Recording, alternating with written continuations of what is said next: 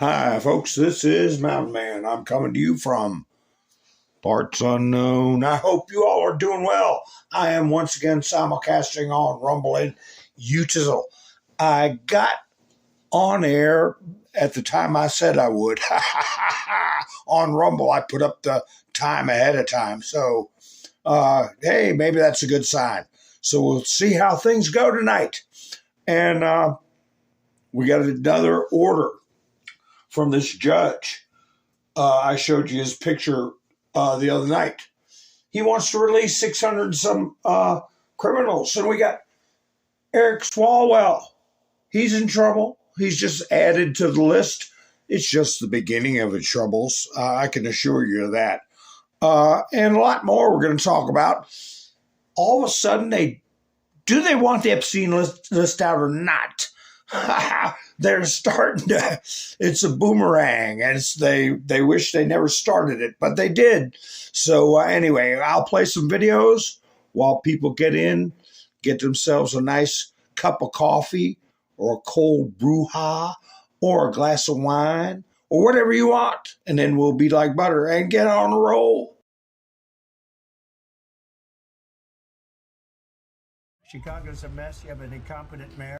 Grossly incompetent. We have a governor that refuses to admit he has problems. Everybody knows how bad it is.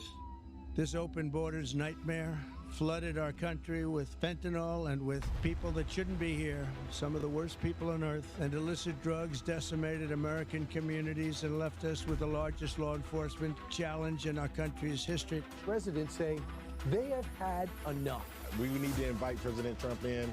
We invite the National Guard in. You know, we've had 254 deaths in 233 days. And for anyone in our community to say people are safe, that is an outright lie. They need help badly. Chicago desperately needs help. We don't want to lose Chicago. We're going to lose Chicago. We want to save these places. We're going to lose it. We're not going to allow this kind of savagery to destroy our society anymore. We're stopping it one by one.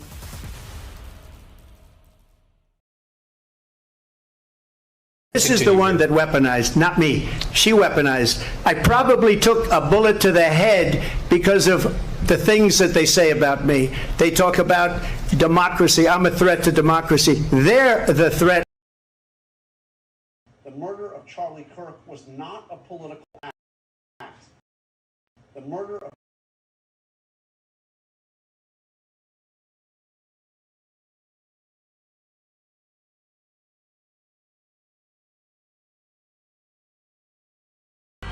Hey! You ever heard you fat ass? Hey! You ever heard of Ozempic, you fat ass? Hey! You ever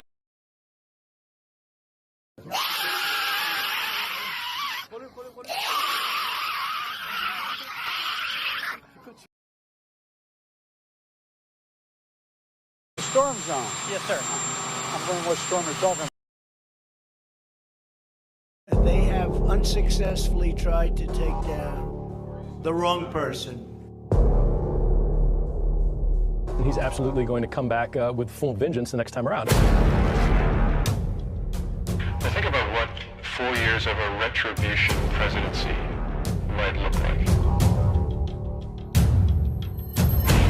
Our Constitution really does give the president tremendous power to destroy. This will be something we could never have imagined. Now the gloves are off. Some of Trump's close political allies told him they are working on figuring out the identities of the FBI and DOJ staff and forming lists. I will direct a completely overhauled DOJ to investigate every radical DA and AG in America for their illegal, racist enforcement of the law. The deep state is destroying our nation, but the tables must turn, and we will quickly destroy the deep state. We know where the bodies are buried. There are a lot of people out there that have done some very, very evil things, very bad things, I would say treasonous things against our country. People that have done such harm to our country. I've been looking at them for a long time.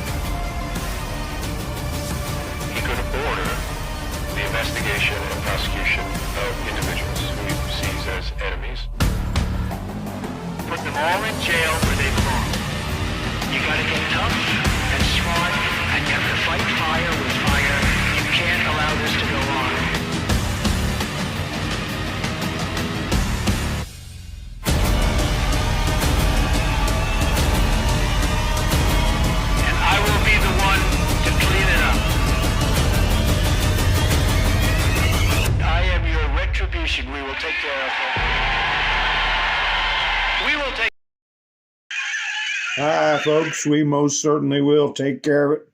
We're taking care of it every day. And let me see who's coming in to see me tonight, here this evening, as they say in the country, here this evening. Hi, Bubba. How you doing? Robin, nice to see you. Rain. Bubba's one of the originals. I found a clip, Bubba, I was going to play from when I first started broadcasting. I got to figure out how to transfer it over here to the studio, and I'll play it for you one day, buddy. I'm sure you'll remember it. Robin, nice to see you. Let's see, Rain, Angela, Bill, Melinda, Cole. Nice to see you. Araceli, Elva. Yeah, Pappy Two Bears. Sissy's here. Rebecca. Hi, Rebecca.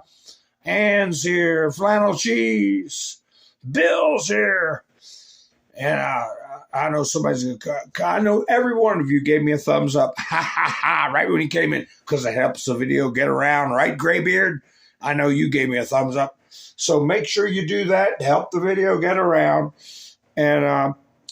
you know, poor John Fetterman, man, what happened to him? He spent too much time on Blue Sky. You know, you go into Blue Sky and all you're getting is gobs and gobs of negative energy, threats. I mean, outright threats. On Twitter, you get them. I made a few comments on Twitter last night before I went live, and this character was responding like an absolute lunatic. And,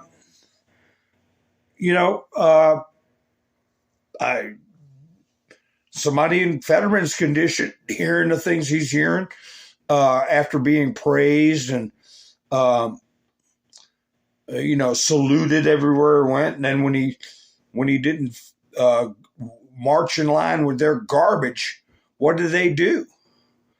They attacked him. He's not used to that. And so he's in the hospital. I thought I had an article on that showing a picture of him. But I'm sure you all heard about it. So he keeled over. And, whoa, what's this? Wait a minute. That's something I left my hand on too long. I'll get to in a minute. But anyway, and they almost have to do that, given his history of strokes. And I hope he's all right. I hope he's all right. But you just don't. I mean, how many people do you know just pass out while they're walking? They thought it was some kind of atrial jitterbug happening to him while he was walking, and the lights just cut out. And I've seen that happen with people, and they're out before they hit the ground. They don't put any hands up to defend themselves from the fall. And he said, "You thought I was ugly before before this. You wait till you see my face. I'm really ugly now." So he's at least putting out some, trying to put out a little joke about it. But hopefully he's okay. We will all, what do they don't like us saying, but I think John Fetterman would like us saying it now. Our thoughts and prayers go with John Fetterman. Hi, Darla. How are you doing? Miss Mendersu, nice to see you. Wayne's here. I know Wayne's giving me a thumbs up. Randy's here. Angela. There you go. All right. I know every single one of you gave me a thumbs up. And if you didn't, we'll be here when you get back. Go out there to give a thumbs up. So anyway, I was grocery shopping. I was going to put this up later in the broadcast, but I'll put it up now. Thinking about what I was just saying about how they don't like people saying thoughts and prayers. And I couldn't believe it. I went by you know how they got magazines at grocery stores? Time magazine. Look at their cover. And I don't know if I didn't touch them. You see Muppets, Alzheimer's, classic cars, puzzles, coloring. You see all kinds of different stuff. Maybe somebody set them side by side on purpose. Maybe that's the way the store did it. But Time magazine put up a story about Jesus, who he was. I'm going to give credit where credit's due. The initial cover is nice. And I was taken aback. Who he was, who he is. Who he is. His miracles. I didn't have the steadiest hand in the world. His mission, his love. Time magazine. And there was another one next to that. I don't know if that's Time affiliated, but The Chosen, telling the story of Jesus. I've been by that magazine rack about 500 times, and it just caught my eye. So I maybe they're not all soulless wretches at Time magazine. I don't know. But anyway, so I thought that might give you all a sense of encouragement. And, in this day and age, in this world, our senses of encouragement don't last very long. But unfortunately, that's the way the world turns. I have got in my thumbnail, as my thumbnail, that lawfare is warfare. Lawfare is warfare. And I'm sure I'm not the first one to accept this concept and understand. Now, the lights are cutting on, and psyops are considered weapons, okay? And lawfare is nothing but a psyop. A federal judge. All these federal judges are overruling lawless Donald Trump as he's trying to have a dictatorship. It's all a mind game. They know it. And if these judges had any respect for their positions, if they had respect for the Constitution, they would be taking things under advisement. They would be asking for, before they did something to challenge the President of the United States, instead of doing it in such a flippant, disrespectful, confrontational manner. They know they're causing strife. They know that what they're doing is influencing public opinion. It's a psyop. And we'll see how much of it ties into the overall grand conspiracy. The grand conspiracy against our Constitution and our democracy. Donald Trump is just a symbol of what they're trying to tear down. Okay? He is man in the barrel, so to speak. If it wasn't Donald Trump, it'd be somebody else. It's just that he is able to withstand it with the help, I believe, of the U.S. military. Yeah, well, that's probably true. It depends on who they are, Bill. Some do and some don't. I don't paint all people in Israel a certain way. Jewish people, or there's Palestinians who are Christian, and there's all kinds of things that go on. There's Coptics, and there's a whole lot of different things. But I keep getting these notifications that pop up. Kind of like from my notifications. It's like they're just trying to shape a message. That's what they're trying to do. Now, everybody gets them. Everybody gets them from Google or Yahoo News or whatever. So I'll go over some of them with you. One of them is pretty key, though. Pretty key to what I'm talking about. Let me see what this one is. This came up today. U.S. Immigration and Custom Enforcement ICE agents detained at least 16 people in Salem, Oregon in an early operation. Okay, well, that sounds good. Then we keep reading. The incident described by advocacy groups. What the hell? What are they? They're self-appointed advocacy groups. Boy, who chooses this terminology? That sounds so benign. It actually sounds, somebody's an advocate. They're do-gooder. Can't you see? No, they're agitators.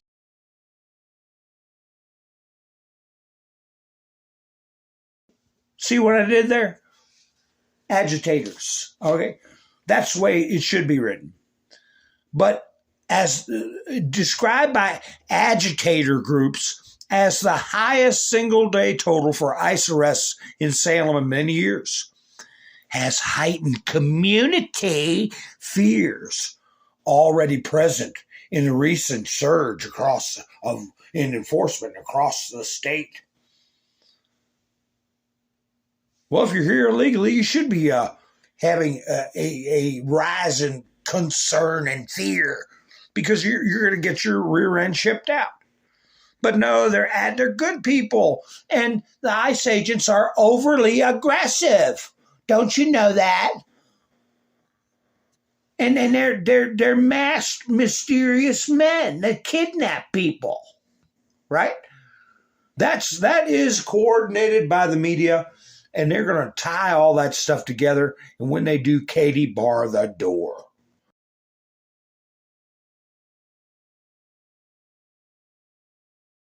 So let me see this next one here. During a recent appearance at the Federalist Society's National Lawyers Convention, Deputy U.S. Attorney General Todd Blanche referred to the Department of Justice's ongoing battle against rogue activist judges, quote, and related litigation as, quote, a war. A characterization widely interpreted by legal experts and news outlets as an attack on judicial independence. Well, they're not flipping independent, okay? They're getting political. They're entering the political arena. He did not explicitly state that the DOJ is at war with the judiciary in those exact words, but he repeatedly used the term war to describe the conflict. That got my little gears and my rusty little gears and my dusty little head cranking. Creak. Wait a minute.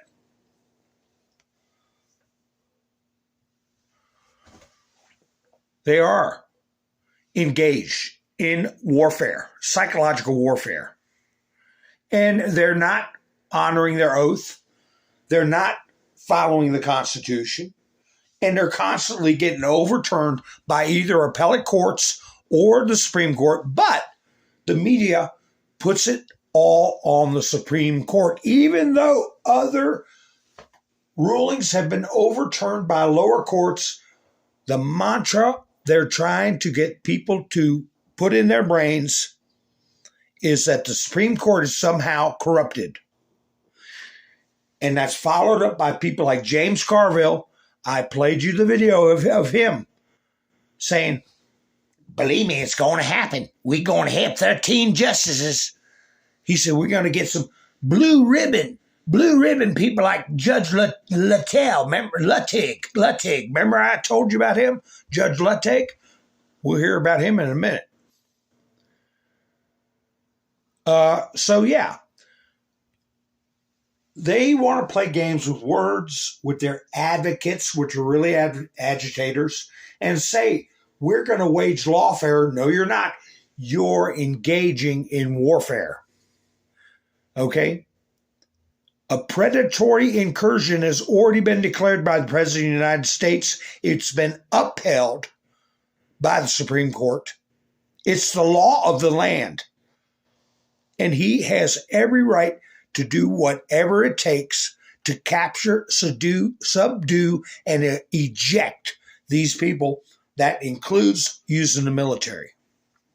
So it is warfare. And when these judges stick their nose in there for political purposes, ignore Supreme Court rulings in some cases, they are engaging in something other than normal judiciary pursuits. I'll put it that way. They're getting involved in politics. It's even beyond that. It's not politics. It's beyond that. So anyway, so you have Todd Blanche using the term war. We are at war. I've told you that I heard Mike Johnson say multiple times that he is a wartime speaker. How many times have we heard Donald J. Trump say, I'm a wartime president. We are at war. How many times have we all heard it, folks? Did I have that video of, where'd he go? I had a video of Hegseth putting up a new sign on the door, Department of War. Oh, how come I didn't get that uploaded? Well, anyway, you got to believe me, he put it up there. It's only like a 5-second video. I don't know why it wouldn't be in my studio. But anyway, I have got a video that I played a while back. And these are past quotes, whoever's working for the Tizzle, they took my video, took my channel down for a week, saying I was saying past comments were in the present time. This is my montage of illegal psyops in real time, and I'll play it for you all. But at the beginning, Jim Acosta. What happened to Jim Acosta? Okay, but this was back when he used to work for CNN. But you'll hear him mention Judge Luttig that James Carville is referring to in his video I played yesterday as a blue ribbon legal expert. So people are going to get that intricate web and tie everything together. But this is just a few of the illegal psyops that they pulled against Donald Trump. Coordinated slander, coordinated libel to influence elections and to overthrow a duly elected president. That's the way I look at it. Constitutional scholars Lawrence Tribe and former Judge Michael Luttig write this, quote, the former president's efforts to overturn the 2020 presidential election and the resulting attack on the U.S. Capitol place him squarely within the ambit of the Constitution's disqualification clause, and he is therefore ineligible to serve as president ever again. And Professor Lawrence Tribe and Judge J. Michael.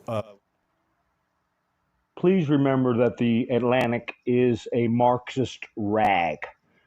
And all three of these people up here, you're going to see how they participate in this illegal psychological warfare campaign of misinformation to the American people. Luttig, join me now to talk about this. Gentlemen, it's a real honor to have you both on at the same time. Thanks so much for doing this. Your argument, just to explain this to our viewers, essentially comes down to these two sentences in the Constitution's 14th Amendment. No person shall be a senator or representative in Congress or elector of president and vice president who, having previously taken an oath as an officer of the United States to support the Constitution of the United States, shall have engaged in insurrection or rebellion against the same or given aid or comfort to the enemies thereof. I'm proud of myself, first of all, for getting through all of that without messing that up. But let me go to both of you on this, gentlemen. How is this going to work? Because Donald Trump is not going to say, you got me, I'm disqualified. Judge, I'll let you go first and then the professor. Please remember that Donald Trump was never charged with insurrection, and also that the FBI report headed up by Christopher Wray stated very plainly that no insurrection occurred. So there's no charges. This is a lie by omission. They're leading their audience to believe that Donald Trump is being charged with these things. And watch how much time they each of them spend complimenting each other about how wonderful each other are. It's ridiculous. Jim, thank you for having us on this afternoon. Professor Tribe is the most celebrated constitutional mind in America, and deservedly so, and he has been that for the past 4 decades. Professor Tribe has been studying the Constitution and even the disqualification clause of the 14th Amendment his entire illustrious career. I first began to think seriously about the 14th Amendment's disqualification clause only 2 years ago in January of 2021. But I quickly came to the same conclusion that Professor Tribe had come to many years before that. Did he come to that conclusion when he was a suspect in what happened with James Comey's classified notes from a meeting with the president that disappeared? He gave to a Harvard professor that he supposedly deputized just before President Trump fired him, or shortly after President Trump fired him. None of that stuff is being brought up. But anyway, let's continue with this garbage. And then in the 2 years between January 6th and today, Professor Tribe and I have been discussing the disqualification of clause and the possible disqualification of the former president privately between ourselves. Conspiring. What has brought our article forth is some magnificent scholarship by Professors Baud and Paulson that is forthcoming in a law review from the University of Pennsylvania. There's 2 more we got to take a look their at. monumentally important contribution that they have made is that they have demonstrated that what might have been is not, which is to say this. Section 3 of the 14th Amendment means exactly what it plainly and clearly says, specifically, as you just read. Yeah. Any person who previously has taken the oath of office to support and defend the Constitution of the United States, and who then you heard Jamie Raskin use that exact language just the other day. The 14th Amendment has its clear and whatever language.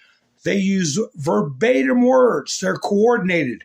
But anyway, this is the guy I refer to as Toad Frog, Judge Luttig, and then Lawrence Tribe. I wrongly surmised that he was a Harvard professor that Comey shared his notes with, but officially they're saying it's another character. But I'm still not convinced that he wasn't involved in that business of getting notes of a private conversation that was classified between Trump and Comey. Okay, I may have got it wrong about Lawrence Tribe, but he's still a creep. in insurrection or the United States and the Constitution of the United States shall not thereafter hold, in this instance, the office of the presidency of the United States. That language in the Constitution, Jim, simply could not be any clearer. Well, here you have a situation where a judge is talking about a former and possibly future president of the United States as if he's already been convicted or is guilty or even charged with insurrection and rebellion. And as an attorney, even in the code of ethics for attorneys, if you can believe something like that exists with the Bar Association, that is not permitted. And Lawrence Tribe, how much money he's been getting? How much money's Harvard been getting? who participated in the insurrection, aiding and abetting Comey. But anyway, let this garbage continue. It is unmistakable in its application to the former president. The only thing that was not known until Professors Baud and Paulson did their scholarly work is whether this was the actual meaning under the original understanding of the Constitution. And the professors confirmed and demonstrated that indeed it was. And so, Professor Tribe, an honor to have you on as well. Does that mean that Trump is essentially right now automatically disqualified, that he shouldn't be allowed on ballots and so on? Jim, what it means, and it's a great honor to be on with the distinguished and blah, blah, blah, blah, justly celebrated Judge Ludig, what it means is that secretaries of state or other officials who are responsible for deciding who is qualified and who is not will have to determine whether, despite his obvious attempt to overturn the 2020 election and engage in insurrection, whether despite that, somehow Trump gets to run. We're going to go both ways on that. The red ones may go one way. Welcome aboard, Jerome. Just remember, we don't say his name. It's John McStain. Please correct it in the chats. John McStain. Hi, Roland. How you doing? Yeah, the bar needs to be barred. Exactly right.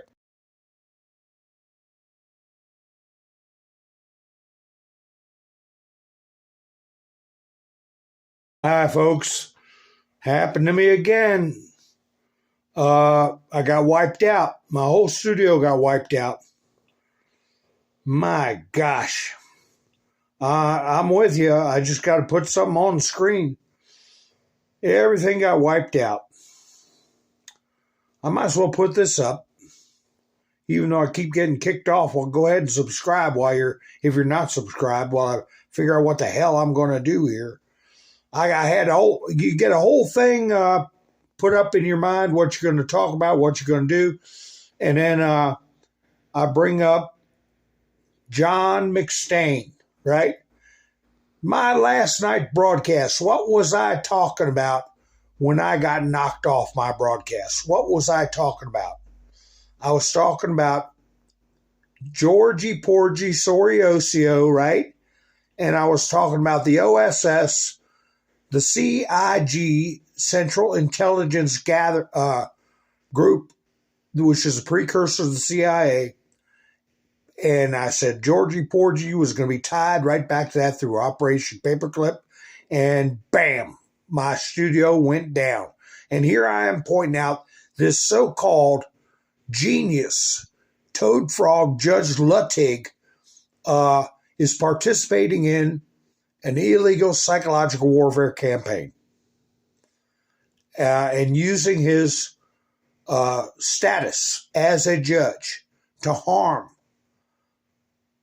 and libel the great, as Andrew Branca says, the great and powerful Donald J. Trump. So anyway, maybe I'll play that clip in its entirety in the future, but you get the point. You get the point that they were, what was further into that clip that I didn't get to play was that they were claiming there was bounties put on soldiers and that Trump was involved. Remember that, folks? This is a criminal conspiracy. And I'm talking about these judges that are involved, these attorneys that are involved, never mind just the media and the crooked politicians.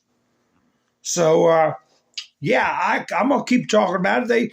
They can send a little lightning bolt and knock me out of whack. I'll just come back up. They did it to me last night. So anyway, let me run through some stuff then, since I can't play my video. First trans elected representative for New Hampshire pleads guilty to child exploitation charges. Put them under the damn jail. And as I've said, when I was a young kid coming up, if somebody, especially something that you're looking at the screen, walked up to me and said, have you ever thought about that you're a woman? And do you know how to, that it's okay to have anal sex? Do you know it's okay for a man to love a man? He would have got every last molar, incisor, or whatever terms you can use for teeth. Every single one of them would have been, he'd been picking up with a broken arm if my dad got a hold of him. So let's see. What are they going to do about that? You know, because it's the truth. It's the truth. God help him if my dad came by. What is this? This might be more on that story. I don't know.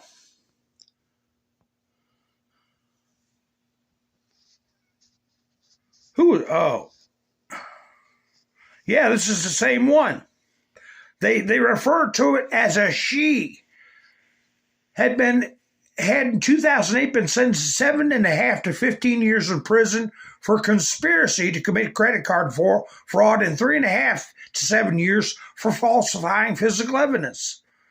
Paid $2,000 restitution to be cleared to run for public office again, and formed an exploratory committee in hopes of returning to city government. She ran. You think that thing I just had on the screen was a she? Ran and won former selectman seat in Nashua that year. Then ran again for the House of New Hampshire House of Representatives, ultimately winning the seat. You know, I can't believe that there's that many people in New Hampshire that have their brains scrambled up. You know, there's something going on. So anyway, here's all the crap. You know, I go keep on reading. Arrested and held in jail 2023 on preventative detention pending arraignment to 4 counts of distribution of child sex abuse images. On July 17th, she was further charged with aiding and abetting in the S3 exploitation of children. And in November 2025, Lawton pled guilty to the charges. That's the people that are supposedly being elected to run other people's lives. So that's how you end up with a momdami type, you know? This communist, I got bad news for Kennedy fans. Hey, every family's got a screwball, right? JFK grandson Jack Schlossberg announced run for Congress. He plans to succeed the retiring Jerry Nadler. Well, y'all want to see Mr. Schlossberg? Here he is. A Kennedy. Yay, we're going to win. No, I don't know. Because they're all mad at Bobby Kennedy because he's wanting to have healthy food for kids and stuff like that. That really makes them mad for some damn reason. But here's the person who might get Jerry Nadler's seat. One of the many people who's stepping down, right? She's got a ticket to ride. She's got a ticket to ride. She's got a ticket to ride, but she don't care. Yeah, so be ready for that one. Be ready for that one.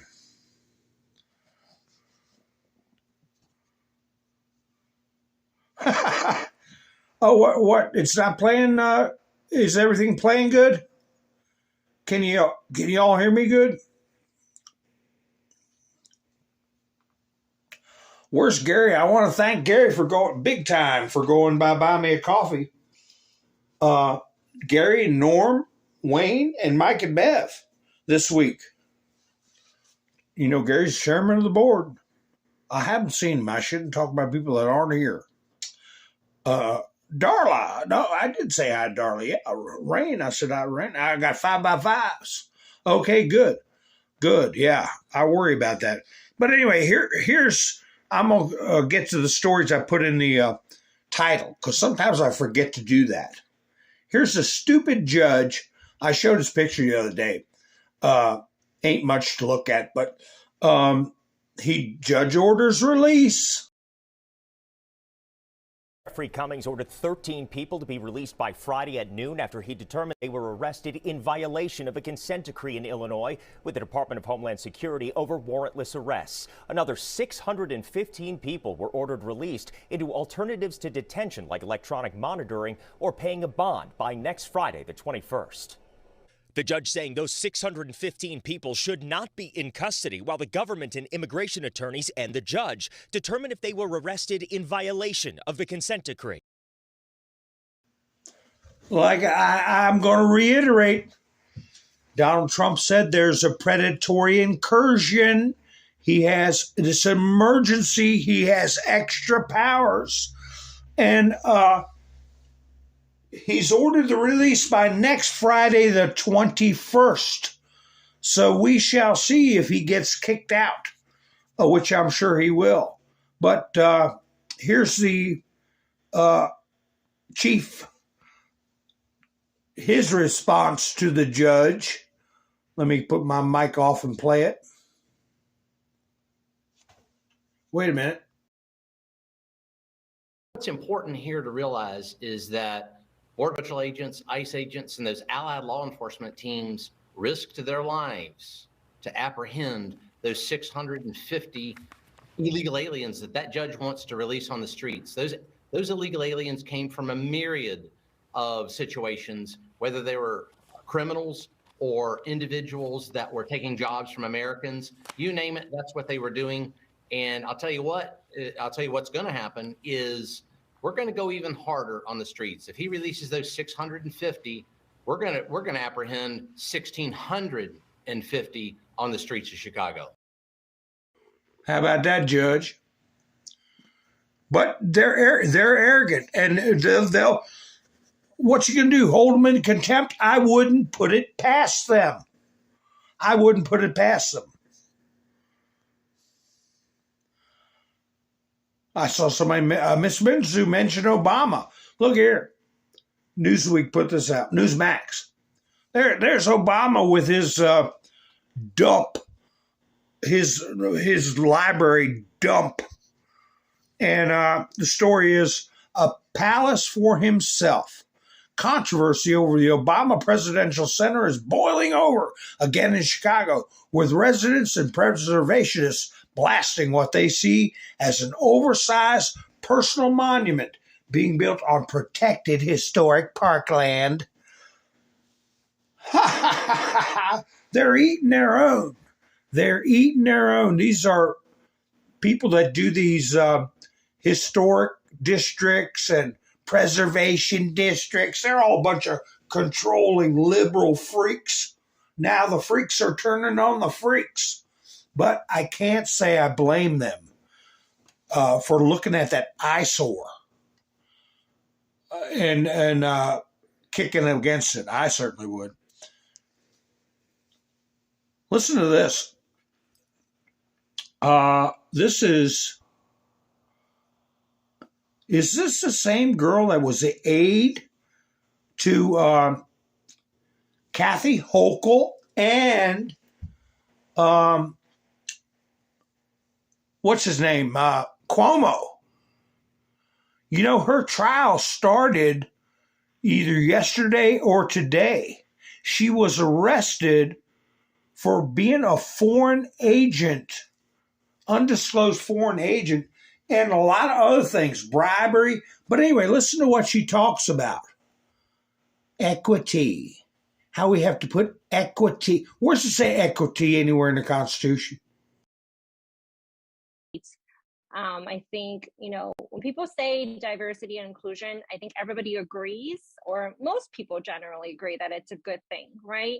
But I think right now we also need to bring in the word equity, right? Diversity is when you say that there's, many different types of people with different backgrounds, and they're all, invited to the table. Inclusion is when, we include all of their ideas. But equity is when we make sure that all of the people who are at the table have equal access to making sure that their ideas and their thoughts are heard. And unfortunately, I think some of the statistics that you quoted is that we don't have that much leadership. Yeah, talking commie crap. Let me find the name of this woman. Oh, this is no, I'll get to her in a minute. That's Allison Mack. Remember the name Allison Mack, folks? Let me find the story on that. Bear with me. She's going on trial in Brooklyn. She's looking at this one that worked for Hochul and Cuomo as a deputy chief of staff. She's looking at something like 30 years, up to 30 years. Here she is. There she is.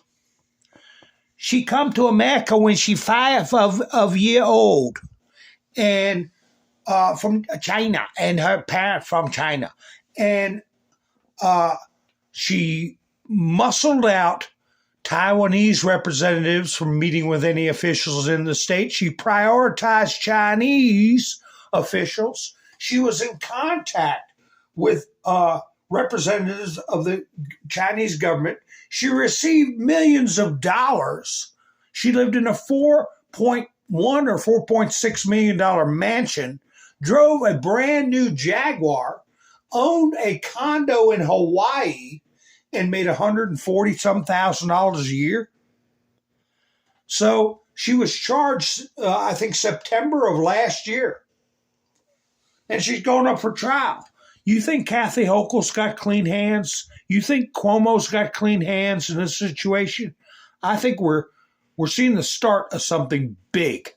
At 6:47 a.m. on September 3rd, 2024, FBI agents surrounded a $4.1 million Long Island mansion owned by Linda Sun. That's her name. You can look her up. A woman trusted at the highest levels of New York state government. For 13 years, she controlled access to 2 governors, shaped policy on China and Taiwan, and quietly funneled influence straight to the Chinese Communist Party. A Ferrari. I thought it was what did I say, Jaguar? Well, it was a Ferrari. She probably had Jaguar too. A Honolulu condo. Luxury gifts, secret wire transfers, and a lifestyle no government salary could explain. This is the story of how a top state official allegedly became an unregistered foreign agent, and how the FBI uncovered millions in paybacks, visa fraud, PPE kickbacks. Oh, they were skimming the hell out of COVID money. They were steering the purchases of masks, all kinds of stuff over to the Chinese Communist Party with the millions, hundreds of millions that New York got for the illness, right? So this was, what was this video called? I'll have to get the name of it and let y'all know in the next broadcast. I thought I had the name of the channel on here. Cold War Stories. Cold War Stories. So anyway, her trial is starting today or yesterday. And she's looking at up to 30 years. And her husband, who had some kind of wine business or some stupid thing like that, he's looking at 25 years. Are birds going to sing? Are other people going to get pulled in? I don't know. We shall see. Hi, Jackie. Nice to see you. And this is one city in one government office out of 50 states. How much more are we going to see? Outlandish, nice to see you. Felix, nice to see you. Stanton, that's right, man. Give me a thumbs up if you haven't done it. Go ahead and go out and come back in And we'll be waiting for you. So, yeah, the cat, nice to see you. Well, I hope you're doing well, the cat. We all have bumps in the roads, and I hope you got over them in a good way. That's what I hope, that everything turned out good for you. Let me put up some memes for you.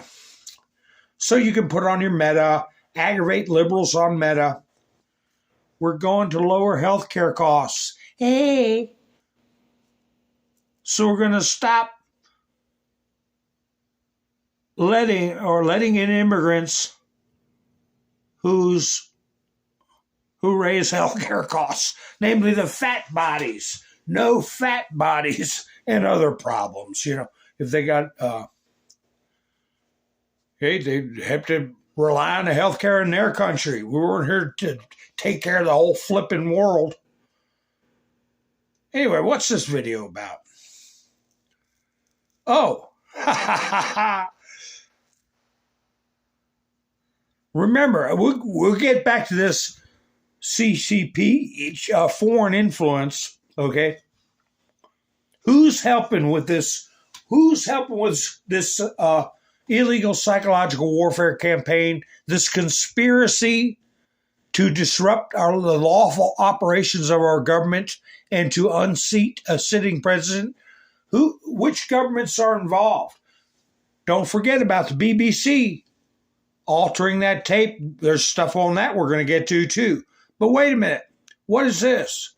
What is this? Oh, Eric Swalwell. When did you say this, Eric? Known as blah, blah, known as blah, blah, known as blah, blah, known as blah, blah. When did you say that, Eric? Because something happened, right? What happened, Eric? Oh, you get a knock on the door? Breaking just moments ago, Fox can now confirm that California Democrat Congressman Eric Swalwell has been criminally referred to the Department of Justice accused of mortgage fraud. Senior White House correspondent Peter Ducey reporting live on this breaking news on Eric Swalwell from the North Lawn. Hey, Peter. Martha, as I was walking up here to do a hit on a different topic, I got a call from an administration official filling us in that Eric Swalwell, the Democratic California congressman, has indeed been referred to the Justice Department by Bill Pulte, who is the head of Fannie Mae and Freddie Mac right now, because he is accused of making false or misleading statements on a mortgage application. We believe that this pertains to a $1.2 million house that Swalwell has in the Washington, D.C. area. Swalwell has already responded. Part of his very long statement says, as the most vocal critic of Donald Trump over the last decade, and as the only person who still has a surviving lawsuit against him, the only thing I am surprised about is that it took him this long to come after me. Like James Comey and John Bolton, Adam Schiff and Lisa Cook, Letitia James, and the dozens more to come, I refuse to live in fear in what was once the freest country in the world. Now, Swalwell has not been charged with anything. This is a criminal referral. Basically, a government agency thinks that they spotted something that is possibly illegal on mortgage documents from Swalwell. The Justice Department will now review these documents to see if a prosecutor believes that charges are worthy in this case, and then we would go from there in the judicial process. Martha. Okay, Eric. Well, he's going to have his hands full. Eric Swalwell's going to have his hands full. And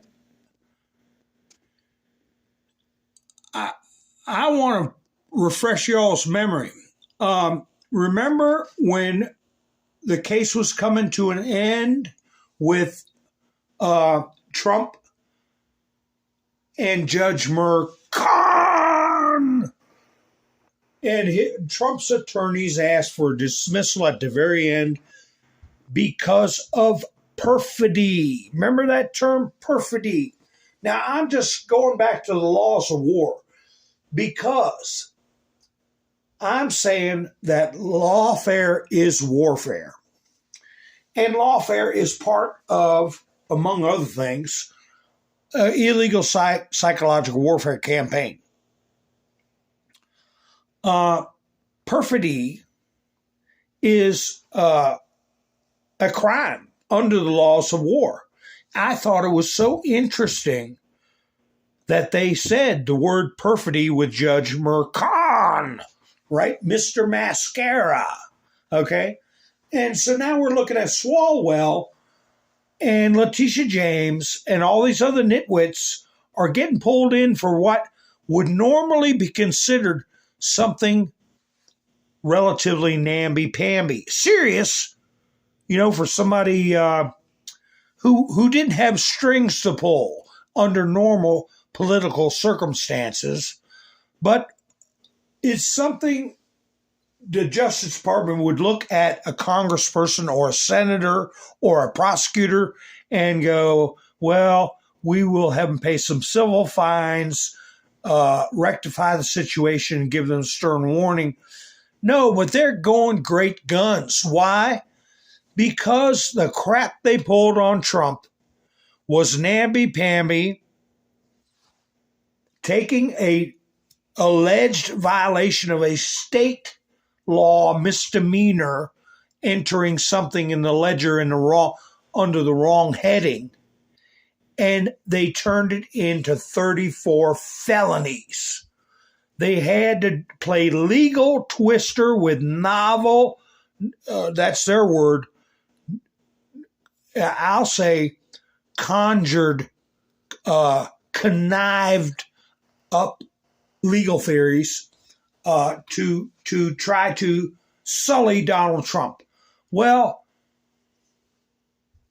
you can do like-kind retribution, okay, under the laws of war. You want to make a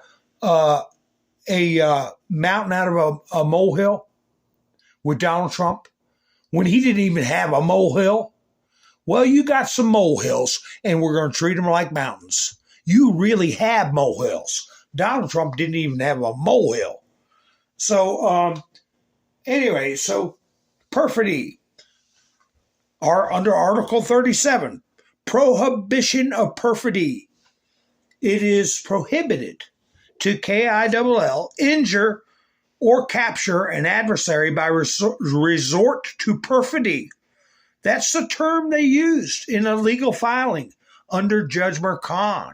Acts inviting the confidence of an adversary to lead him to believe, now they would change that to him or her, that he is entitled to or obligated to accord protection under the rules of international law applicable in armed conflict, with intent to betray that confidence, shall constitute perfidy. The following acts are examples of perfidy. The feigning of an intent to negotiate under a flag of truce or surrender. Okay. I'm sure they're not limited to these, though. These are examples. Feigning of an incapacitation by wounds or sickness. I think C might apply here. The feigning of civilian or non-combatant status. I think they're unlawful combatants engaging in psychological warfare campaigns. And they're pretending, they're hiding behind their robes, they're hiding behind their suits and ties and their bar licenses, okay, and engaging in perfidy. Donald Trump had every expectation when he entered that courtroom that he would be protected by our laws and that they would enforce our laws.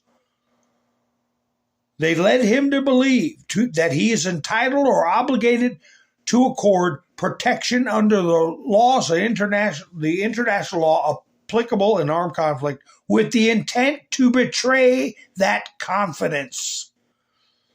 Trump went in that courtroom thinking he was protected and he would be treated fairly, and he was not. And they knew damn good and well they were not going to treat him fairly. It was an act of perfidy, and they're acting like they are civilians engaging in civilian issues rather than participating in this this war. The feigning of protected status by the use of signs, emblems, uniforms, robes, suits, ties, briefcases, bar cards of the United States or neutral or other states not parties to the conflict. The judges aren't party to this psychological warfare campaign, this sedition, this infiltration, the subversion of our Constitution.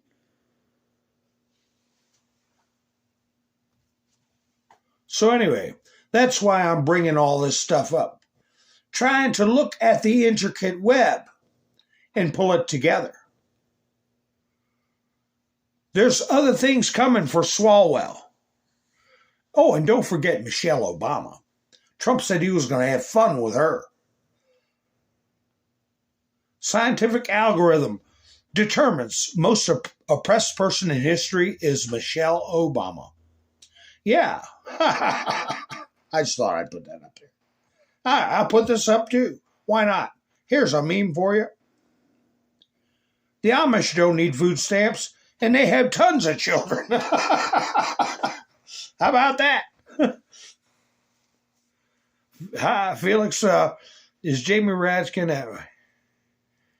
No, I played a video of him yesterday, repeating the same things that Judge Ludwig, the shining star, the luminary blue ribbon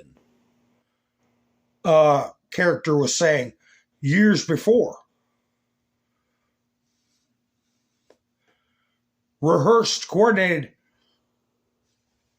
Yeah, I got a picture of Swalwell here. Here he is. I was going to put this in my thumbnail. I didn't have time to make a thumbnail.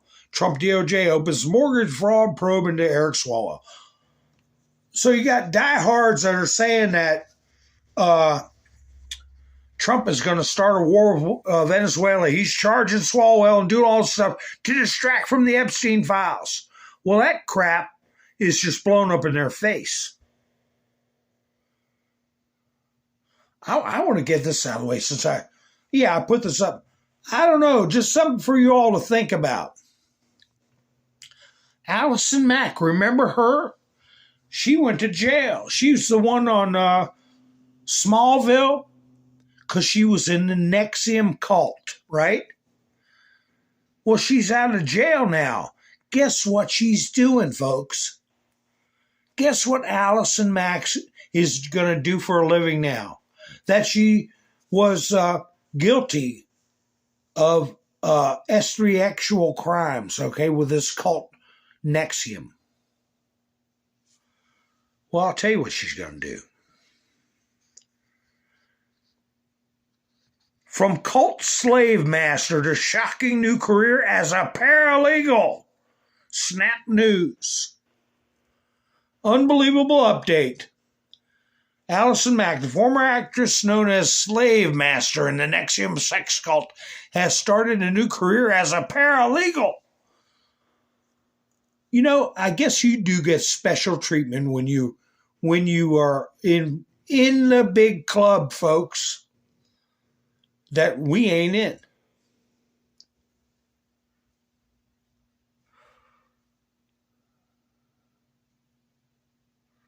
Oh, here's some more on. That's that. This goes with that video I just played. It's been revealed that Linda Sun, a former Kathy Hochul and former aide to Kathy Hochul, why didn't they put in for 13 years? She was an aide to Cuomo and Kathy Hochul, two governors. And a Chinese spy received $18.1 million. No wonder I couldn't remember the millions because it was on a different post from China, which she used to buy a $3.6 million mansion. Now I heard 4.1, a $1.9 million condo, and a 2024 Ferrari in exchange for influencing New York state policy in China's favor. Anyway, yeah. That goes with that video I played of that woman saying, we need more equity. That's communist prattle right there, communist prattle. So, speaking of communist prattle, wait a minute. What's going on here? Here we got this idiot, Zoran. Look at these 50,000 people put in applications to work under him. So we got a list of 50,000 commies. We take a look at what have you all been up to? You could have been getting honest living under a constitution. You got to be doing some communist stuff somewhere. Mayor-elect Zoran Mamdani outlines vision for free child care for all New York City families. Now, this is eyewitness news. Is this impartial? Mamdani has said over and over again that campaign promises are not slogans, they are promises. And he is doubling down on one of them. Where the hell is he going to get the money for that? Free health care child care for everybody? For all New York City families?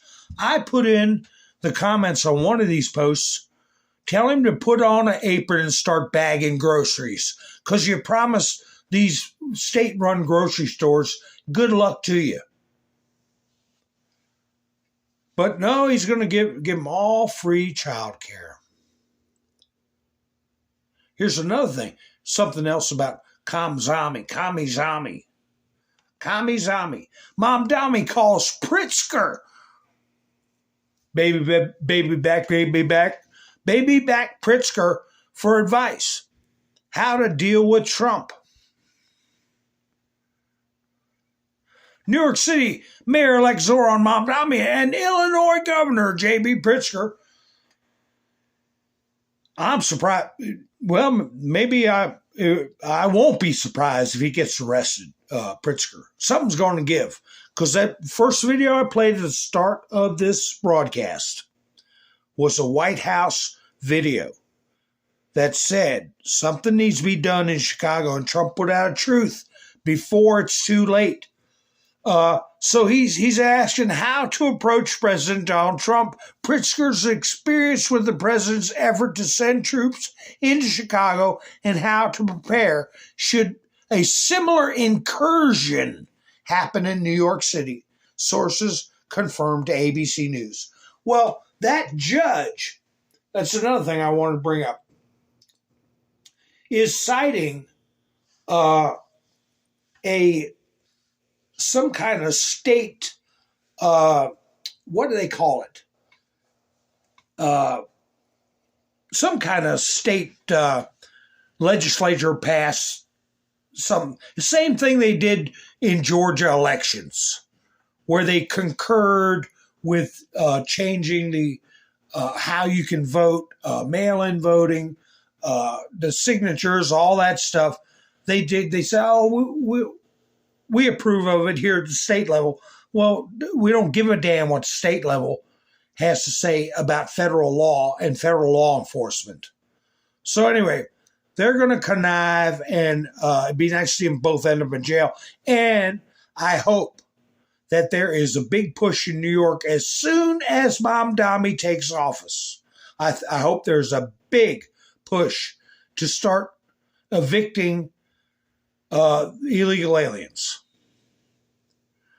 I got some Trump videos. Let's see. He signed with Melania these reforms to foster care. Foster care. So we got a president who is trying to make sure that kids aren't overloaded with medications when they're real young. Okay? That people and doctors also are aware that you stagger out, titrate whatever kind of vaccines they need to get, and don't dump it all in their body all at once. And they're working on foster care reform with Melania, and he had her sign this Executive Order 2. And it's a hell of a lot better than them all sitting around spending billions of dollars in Washington, D.C., picking out pornographic books to give the fourth graders and trying to con kids and their parents into mutilating their bodies, which will ruin their lives. I think Trump's doing a much better job, don't you? This is it. Too late to change after. Should we sign it? I think, right? Susie, do we sign this? Good.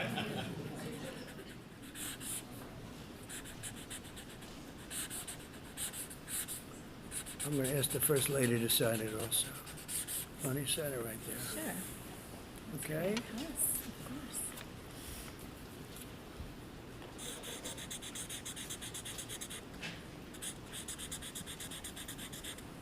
Okay, honey? Very nice.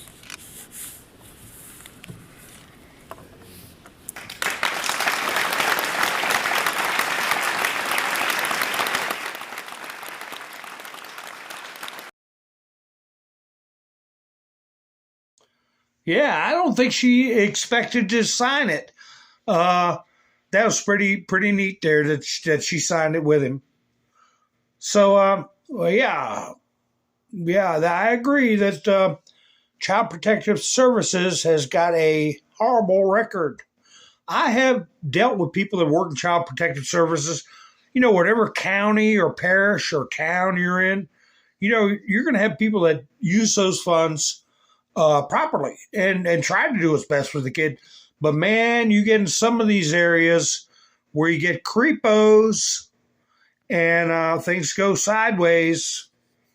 Things go very much sideways. Anyway, then they have a video. The side of Trump, they don't let you see very much. And this little girl says something. I think a little boy asked him what his name was. He said, "My name's Donald." And the little girl said something that made Trump laugh. I can't make it out. Maybe you all can. I don't know. But he said, "My name is Donald." And the little girl said something, and Trump got a laugh out of it. I don't know what she said. Let me play it for you. That's for you. You want it, or you don't have to have it? Would you like it? She's smart. She said yes. So cute. Do you want one, honey?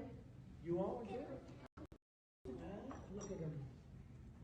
Oh, he's got a lot of Italian blood in him. Look, that's for you. Well, he wants to know what your name is. My name is Donald. Okay, do you want a pen? Want a pen? 1, 2, 3. Did y'all catch what the little girl said? I couldn't hear it. I couldn't hear it. But anyway, just a nice side of Trump. People don't get to see very much. Oh, here we go. This redistricting with Gavin's gruesome Newsom. Well, this is about the truckers. Trump is suing them over the redistricting, but as a precursor to suing over the redistricting, Trump's making them get rid of 17,000 truckers' license. California to revoke 17,000 licenses issued to immigrants after Trump pressure. U-turn. The Trump administration says the revoked licenses were, quote, illegally issued in August. An illegal immigrant was charged with vehicular homicide and a crash that killed 3 people. You know, in my title, I put Judge Another Unlawful Order. Now, I'm talking about the Chicago judge. They use semantics and pettifogging, in my opinion. You know, I can have an opinion, right? But when they have a judge that issues an order, I'm not saying illegal. I said unlawful order. It doesn't comport with the law, means it's unlawful order. If a judge gets overturned by the appellate court or the Supreme Court, either one, They usually say the judge erred, E-R-R-E-D. He erred in his or her decision. Well, that means their decision was unlawful. Okay, so yeah, these judges know they're acting unlawfully. If these people know they're handing out unlawful driver's license, there should be consequences. Here we go. Scare tactic coming up, folks. A scare tactic. Look at this close-up picture. Ooh, a nasty, nasty tick. New Jersey man's first confirmed death linked to a meat allergy spread by ticks. Caused by a tick bite. Remember, they were starting a mosquito there. I wonder if Dr. Fauci knows how to cure those tick bites. Has he got anything, done any research on that? I don't know. We have to see. We'll have to ask him. You know, this is weird about Chicago. Here, do any of y'all know who this person is? They didn't put his age. They didn't put his, like born and passed in 2025, so you can't calculate his age. His name, he's from Chicago. ABC 7 Chicago reported, former longtime ABC News senior correspondent and ABC 7 Chicago reporter Jim Avila, I've never heard of him, has died at, they say his age, 69. He looks young in the picture. 69 is not that old. But I don't know. My antennas go up whenever you got controversy in a certain area like Chicago.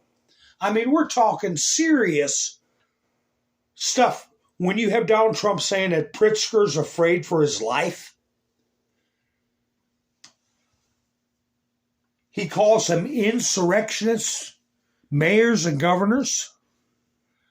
And this guy corks off, and I don't know, did he say, hey, I'm going to break this story wide open. I remember when you told me this, or I overheard that. I know it's a long shot. I don't know, but they didn't say what he passed away from. I'll tell you that. I was wrong about the age, but look at it here. You want to make yourself sick? Here.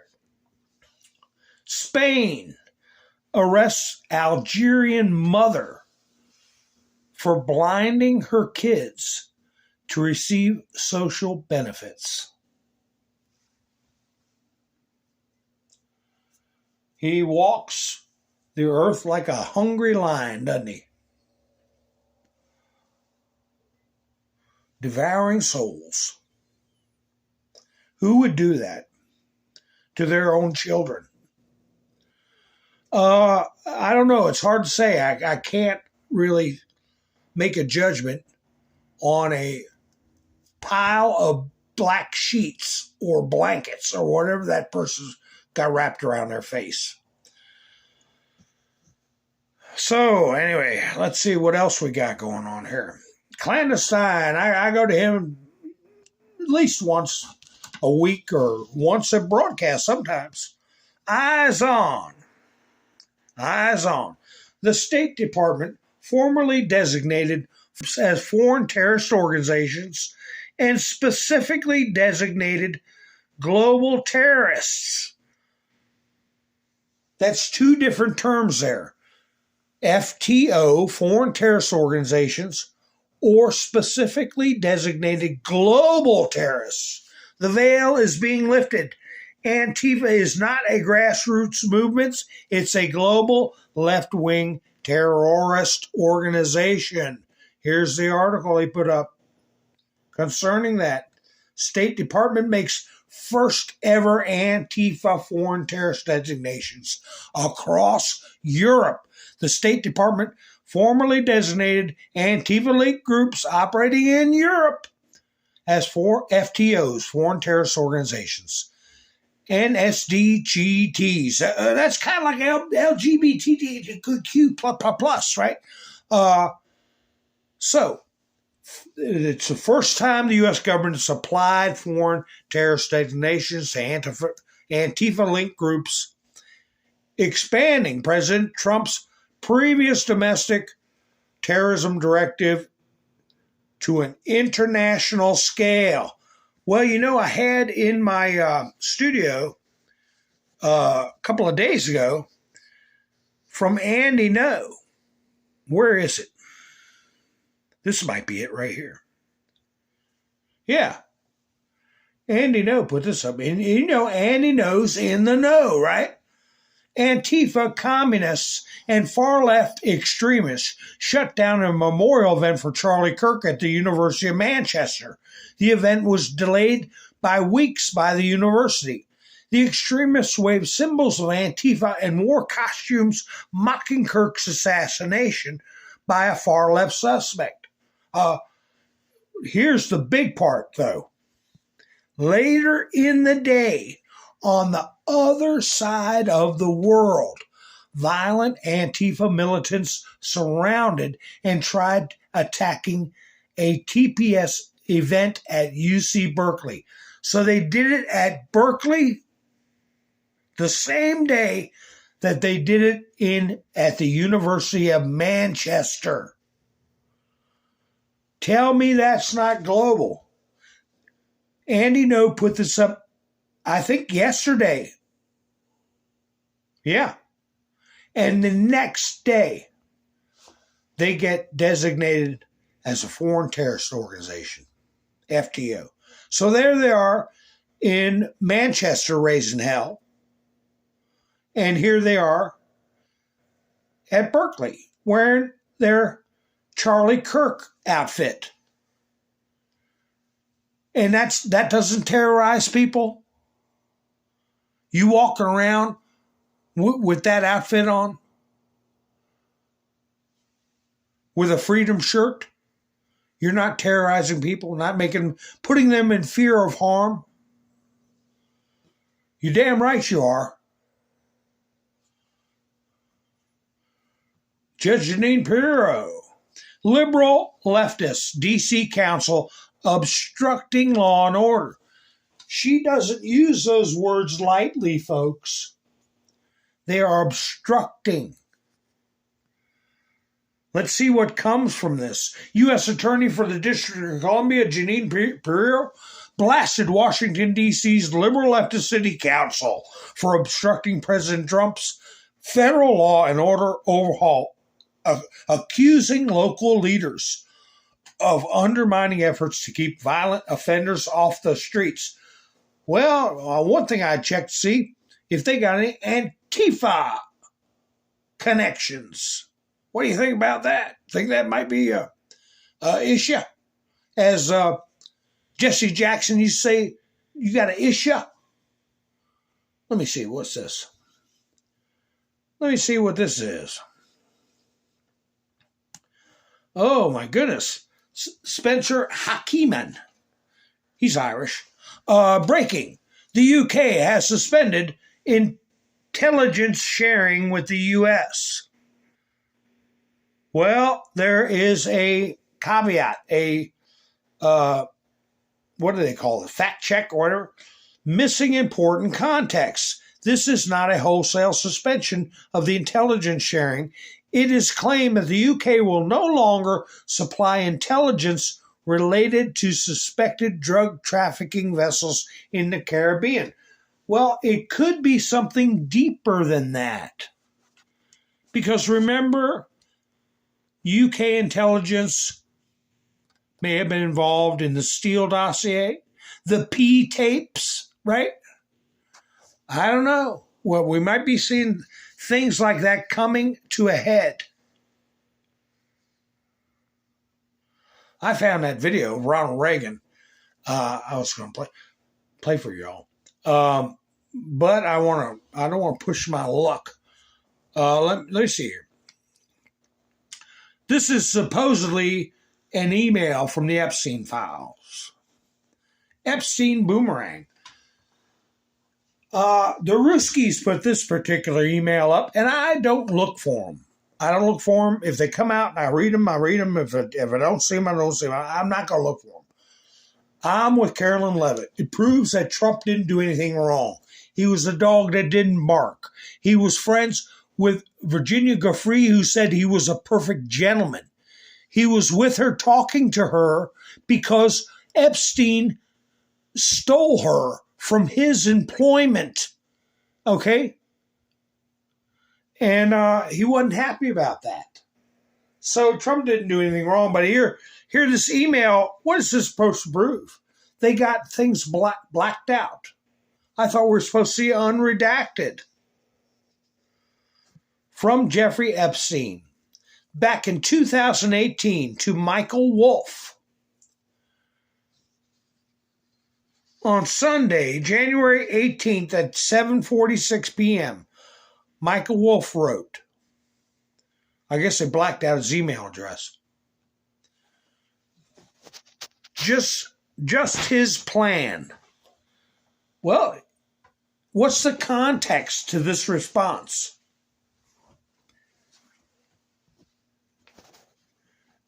Trump is going to go down. Why doesn't he use this opportunity to strike out on his own? Also, gently imply I have it tapes. I wonder, by the way, if he isn't interested in talking to you about, in fact, bringing down Trump. Can't wait to hear, question mark. Well, the person that posted this email said this was proof that Trump is on tape. And so the liberals run around saying they got tapes of Trump. If you are not retarded, okay, and have a clear TDS-free brain, you can read this. They're not talking about Trump. But also, didn't James Comey say he heard about tapes too? P-tapes that never existed? Didn't James Comey talk about the Steele dossier, which is nothing but a damn hoax? A concocted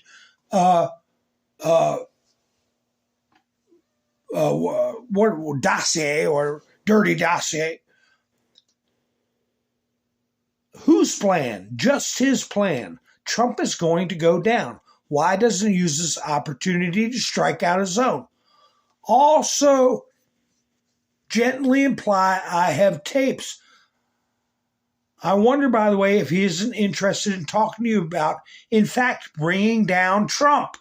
So he's saying that he has tapes of the person trying to bring down Trump? None of it makes sense. Epstein responded, I didn't offer him a time yet, as I need my marching orders, with a winky face. Who's your marching orders from? But anyway, it's all nothing. A nothing burger. But they act like it's a big deal. But the mainstream media is cooling off on it, and the Democrats are cooling off on it. Here you have, I can't take any more of this. Prince Andrew, no, he's just Andy now, okay? Not to be confused with Andy, no. He's just Andy now. Prince Andrew allegedly pleaded with Jeffrey Epstein to deny allegations in newly released emails. Wait a minute. Let's see what this is all about. With the thousands of Epstein documents released Wednesday night by the House Oversight and Government Reform Committee are several newly released emails between Jeffrey Epstein, Ghislaine Maxwell, and the Duke, which appear to be Prince Andrew, in which the Duke pleads with Epstein and Maxwell to publicly say he, quote, knew nothing of forthcoming allegations about the trio. When was this? I am not involved, and I knew and know nothing about any of these allegations, says the Duke in an email exchange March 4th, 2011. 2011, this stuff was brewing, and Prince Andrew was sweating back in 2011. Trump didn't even announce his run till 2015. The former Prince Andrew is now known as Andrew Mountbatten Windsor, after he was recently stripped of all his titles due to past association with Epstein. So they're just digging their own damn hole. Trying to smear Trump, they're digging their own damn hole. People are saying, oh, Trump ought to put everything out right now. No, they know what they're doing. Remember I was talking to you all about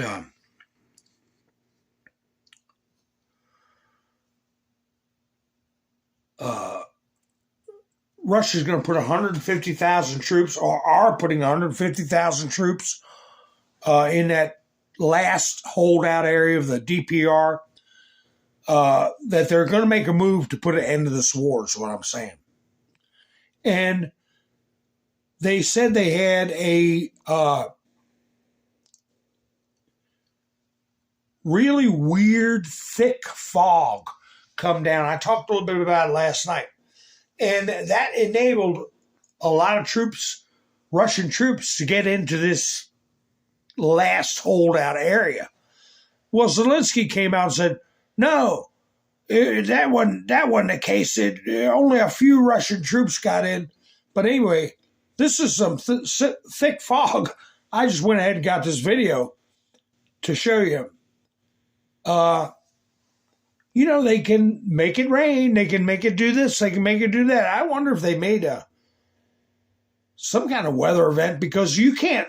I mean, it looks like you can see pretty far down the road, but if you're trying to fly a plane, or if you're trying to fly a drone for reconnaissance, you're not going to be able to see squat. You can barely see the top of these scrub trees. But anyway, when you watch this video, you'll see, I think it's a drone sitting on the ground off to the left. You'll see it real quick in the video. But it looks like they're coming in pretty unopposed to me.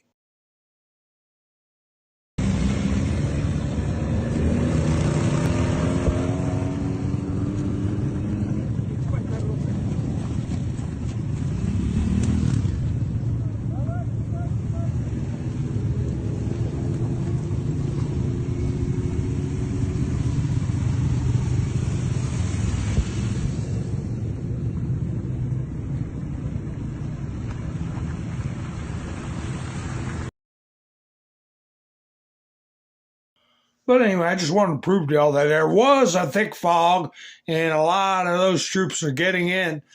Let me put up some of this. U.S. Secretary of State confirmed for the first time that Russia demands the entire territory of the DPR from Ukraine. We can only judge by what we see. They have clearly stated that they want all of Donetsk, and of course the Ukrainians will not agree to that. So yes, that is the conclusion we have to draw. They have made demands that Ukraine cannot accept, and we are now at that point, Rubio stated. Well, they're going to have to accept it apparently, because 150,000 troops, and they're just walking in right now. The Russian negotiation team insulted the delegates from Ukraine, which, according to him, is why Kiev refused to continue the talks, complained Ukrainian Deputy Foreign Minister, whatever his name is. They know the past of each of us very well, and sometimes say provocative and quite unpleasant things. God knows what that was. This is somebody talking to the Times. He especially singled out Vladimir Medinsky, who opened up the negotiations with a lecture. Medinsky, after presenting the history of Russia and Ukraine, concluded that Russians are killing Russians. So the Ukrainians don't want to hear that. They don't view themselves as Russian. They view themselves as a separate entity, but not according to the Russian Federation. Here, look at there. That's a big bomber, isn't it? With a big bomb under the wing. What's going on? Amateur photographs in the USA managed to capture the heavy bomb B-52H twice in a short period with a prototype of the newest nuclear air-launched cruise missile LRSO, which had never been publicly shown before. So 2 times an amateur was able to take this picture, or pictures like this. Man, look at those engines on that bomber. So the Ruskies said, American experts believe that this is not a twice occurring leak caused by negligence of the American military, but a Pentagon response to the test of the Russian nuclear cruise missile Buryevnik. Remember I told you all about that missile that Putin said could go is nuclear powered in its flight, no jet fuel, no liquid fuel, solid fuel, nuclear powered, and it can go who the hell knows how long, all the way around the world. So this is the Pentagon's response. You think you got something, we got something too. So that's interesting stuff. Let me see here. It's clandestine again. The Dems just attempted to extort the American people for health care for illegal aliens as part of their broader scheme of stealing elections via illegals voting. The Dems are desperate to prevent the public from recognizing their treason, hence the distraction hoaxes. I concur. And he's using the T word, which I usually am careful on this broadcast not to use, but I'm using them now. Where is that article about? I got one more from Ruski Land, but North Carolina, did y'all hear about that scandal in North Carolina with the DMV? Zelensky must ensure that Ukrainians serve their country, not leave for Germany. German Chancellor Merz. In other words, you people can't come here anymore, and the ones that are here got to go. The Pentagon presented Trump with plans for possible operations against Venezuela, including strikes on ground targets, CBS reported.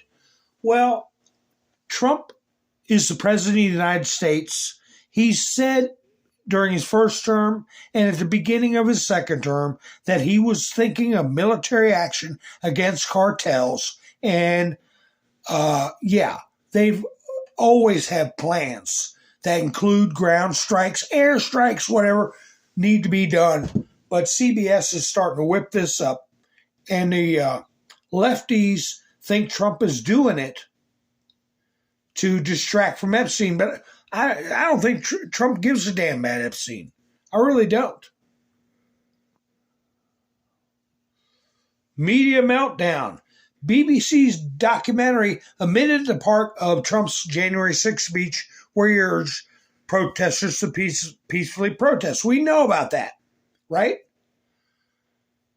BBC apologizes to Trump amid $1 billion legal threat. Wait a minute. Something else happened.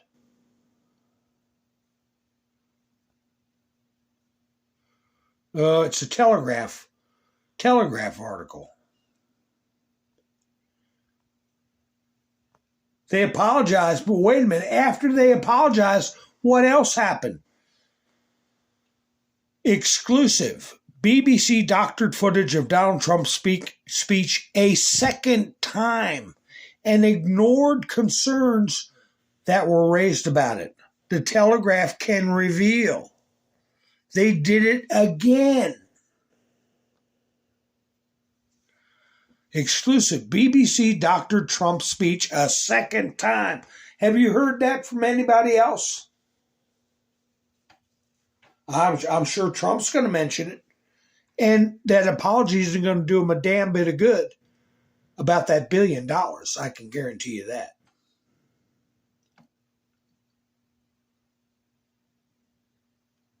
Whoops. I knocked something out of there that should have gone, but that's all right. Let's see what this video is.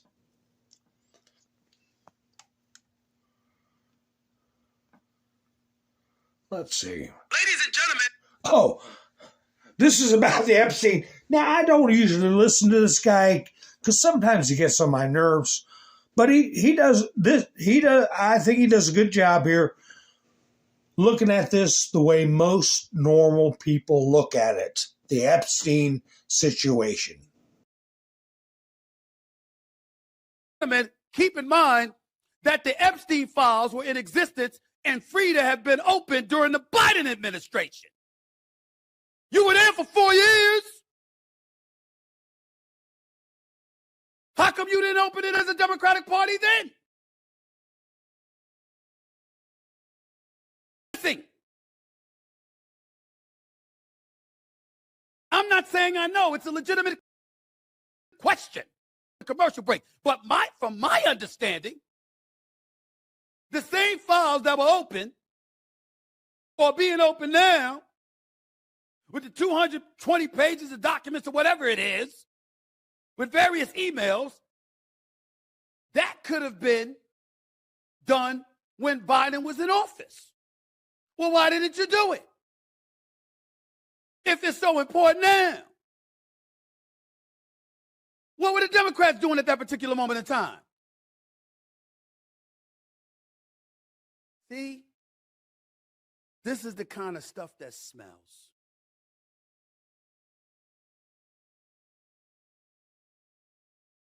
Because my attitude is just deducing how much they despise Trump is if there was some real bona fide dirt on him, since you went after him with the 34 felony convictions, which essentially was deduced to him paying hush money to Stormy Daniels, a porn star, so she wouldn't reveal their happenings with one another leading up to the election in 2016. Okay? If you had something like that you were willing to parade him through the streets with, of course, if you had something on him about Epstein, you'd have let it go earlier to make sure he didn't become the 47th president. That's just my thinking from a logical perspective. But what do I know? Yeah, why did you put it out earlier? He's saying what everybody else is thinking. And they keep trying to wave those files around. The ones that are going to get out that involve Democrats and perhaps rhinos. Well, I got all these videos. My goodness, I better play some of them. Here's Trump when he opened up the government. Here we go. This is the historic signing of the bill to open up the government, a continuing resolution from the longest shutdown in American history.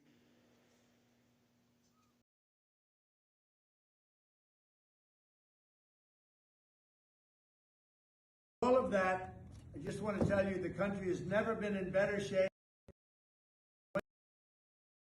This short-term disaster with the Democrats because they thought it would be good politically. And it's an honor now to sign this incredible bill.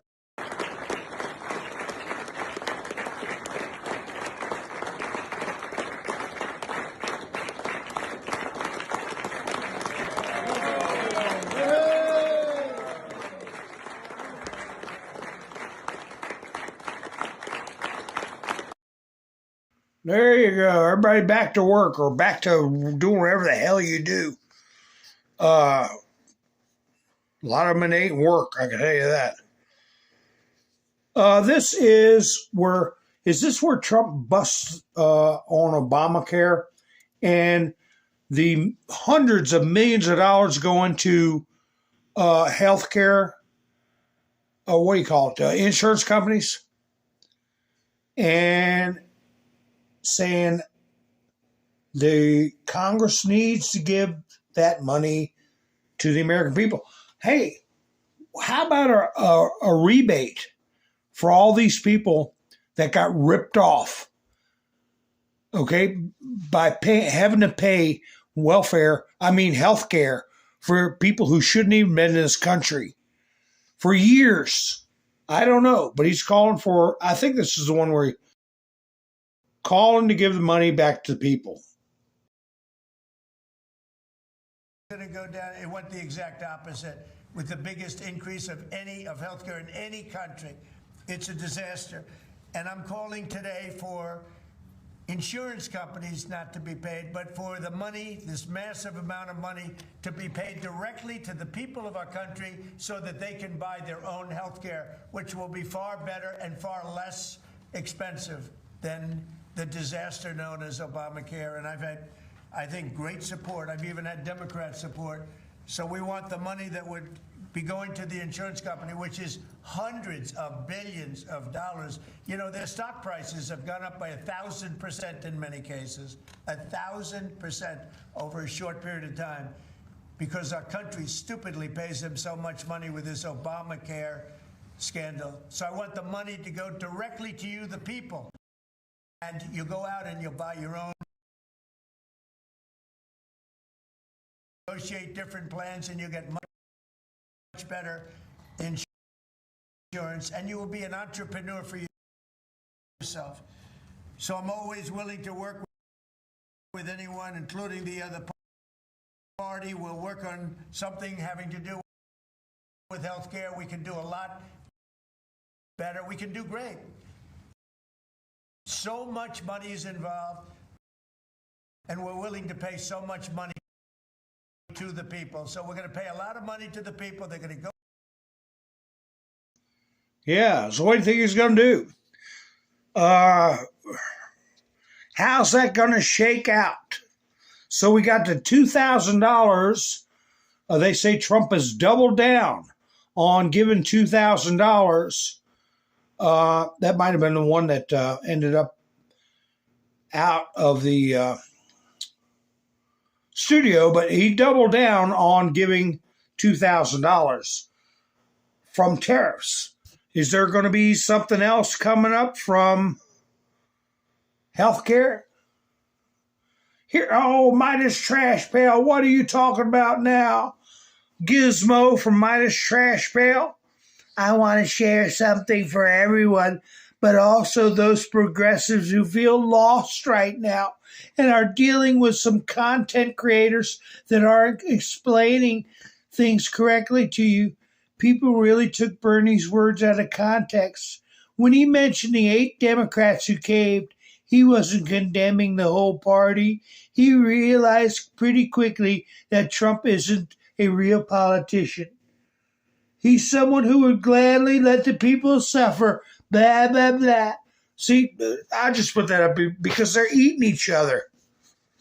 They're eating each other, and I think it's funny. I crack up with it. And I wrote at the bottom, I said, what is this site for? Senior citizens on crack? You know, they crack me up. Here, what's this one about? Midas Trash Bell. Today on my local station, there was nothing about the Epstein emails. You? I messaged all of them and linked a few Midas videos. This is the most important newsworthy event happening today. Well, outside of the fact that Trump wants to lead us to war with Venezuela, possibly to distract us. No, idiot. It's just, Nobody cares. It's garbage. Nobody cares. Everybody knows Bill Clinton was getting the back rubs. Bill Clinton was going to the island. So was Hillary. So was Huma Abedin. Secretary Noem delivers $10,000 bonus checks to TSA agents. I'm waiting to see what they say about this. Special delivery. $10,000 bonuses for TSA agents who stayed on the job during the government shutdown, even hand delivering some of the checks herself. What are they going to say about that? You know, because don't they dare say anything about it. I'll tell you why. How many times do we see EBT cash payments to people who were illegal that shouldn't even be in this country for $10,000, $15,000 plus food stamps, plus housing allowances? They got walking around money, cash, for $10,000 just for crossing the border illegally. I think we can give bonuses to people that didn't bend, didn't crack, showed up and did their job and tried to serve their country during the shutdown. I dare them to say something about this. Try to twist it into something bad? Are you kidding me? No, we give money to people that do things for the country, not for people that try to tear down the damn country. What's this one? Let's see. Oh, my goodness. Trump administration says big announcement coming soon on grocery prices. You're going to see ... What does this mean? What does this mean? Spilling the beans. Treasury Secretary Bessent said Americans will soon catch a break at the grocery store. You're going to see a substantial announcement over the next couple of days in the terms of things we don't grow here in the United States. Coffee, yay! Coffee being one of them.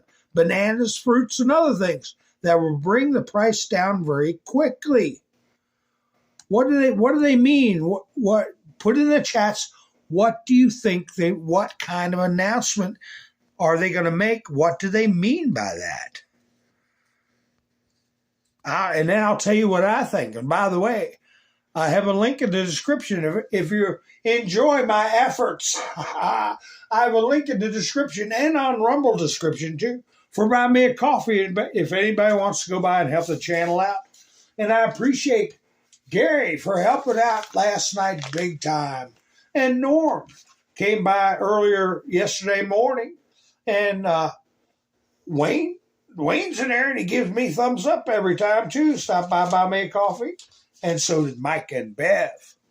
So if you all want to help out, I appreciate it. But what do you think is going to be the big announcement? Let's see. I had another picture of Scott Bessent. Where is it?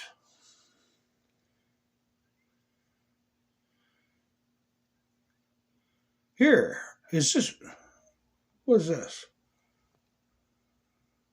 U.S. Treasury sanctions 20 Mexican firms linked to cartels. There's Scott Bessent. But he's also going to give us some big news on stuff we don't grow in this country. Graybeard said ERS dividends. Stop tariffs on the products. Miss Menderson said, boom, I'll put some booms up. What the heck? Pow! There's a boom, and then bam! Boom! There you go. So anyway, hi, not enough. Oh, alimony, I'll be darned. Oh, my screen froze. Well, we're high, Miss Taylor. Stopping tariffs on the products. Let's see. Could it be Argentina. Don't cry for me, Argentina. Could it have something to do with what the liberals were crying about? Oh, you gave $20 billion to Argentina and you're letting the children starve. And Scott Bessent said, it's not a bailout, it's an investment. We're going to get a return on our investment. How much you want to bet they grow bananas in Argentina? How much you want to bet they grow coffee in Argentina? How much you want to bet they grow a lot of stuff we don't grow? Maybe Argentina is going to get their economy boosted, employment boosted by doing some massive shipments to America of products that we don't normally grow. And the countries that we are in competition that is being sanctioned, like Mexican firms, are going to be out of the mix till they get rid of those cartels. Colombia included. Remember, Colombian president was giving Donald Trump a hard time. And the Venezuelans are giving us a hard time. Screw all of them. We'll do business with Argentina and we'll get favorable prices. What do you all think? Is that a viable consideration that I have just expressed? I believe so. And that $20 billion is going to be very much worth it. Let's see, what's this video about here? Oh, this is snap out of it. I'll play this video. She talks about the 5,000 dead people and 500,000, whatever number she said about people screwing a snap over. But I missed this. This is only in the states that gave the information. I think 29 states. The ones that are refusing to give the information, you're going to find some wild stories about how much was being stolen off the SNAP program. Just the SNAP program. And 20 plus others did not, and we're suing. We're in a litigation right now. But of the 29 that complied, what we have found is staggering. 500,000 people getting benefits 2 times under the same name. 5,000 dead people. 80% of the able-bodied Americans, meaning they can work, they don't have small children at home, they're not taking care of an elderly parent, they can work and they choose not to work, of course, because they're getting significant benefits from the taxpayer. So this light, Laura, that has now been shined on what is perhaps one of the most corrupt, dysfunctional programs in American history that we are working now. Very big announcements coming next week on this. We are cracking down. We now have a plan to fix it, and we're really, really excited about doing that for the American people. So this has been going on for... I think I covered this on the radio. Yeah. Yeah, that is from the states that were complying. The ones who got something to hide and won't comply, we're going to see a lot of crap coming out of there. Let me see. I just want to check what this one is. What this video is before I play it. Oh, I'll play this. I'll play this in a minute. I have a video that I want to play for Zohran Mamdani. Where'd it go? Zohran, are you watching me? I doubt it. Where'd that video go? I hope I didn't knock it out of the studio. But Zohran, he's got to figure out how to run a grocery store. And he's got to figure out how to babysit everybody's kids. And he's walking into a beehive because stuff is such a mess. I don't know what I got some videos, I'm not even sure what they are. And if I don't play them, I'll go, oh man, I wish I'd have played that. But anyway, let me see if I can find this one for Zohran Mamdani. Here he is. Here you go. Here's what a $1.5 million salary looks like in New York City.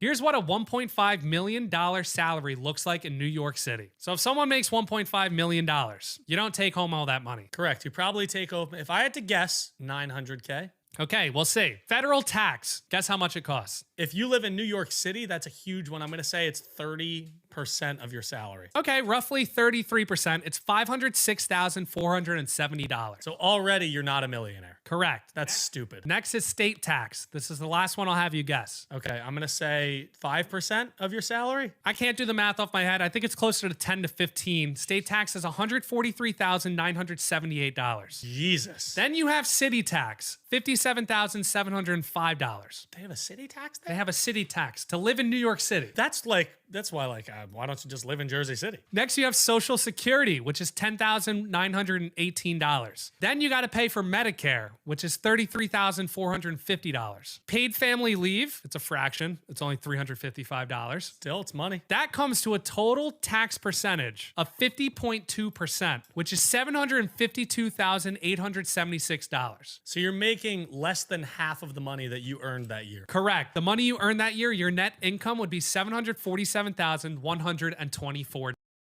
And that's still too much for you to earn, according to Zoran Mamdani. You're still part of the evil rich.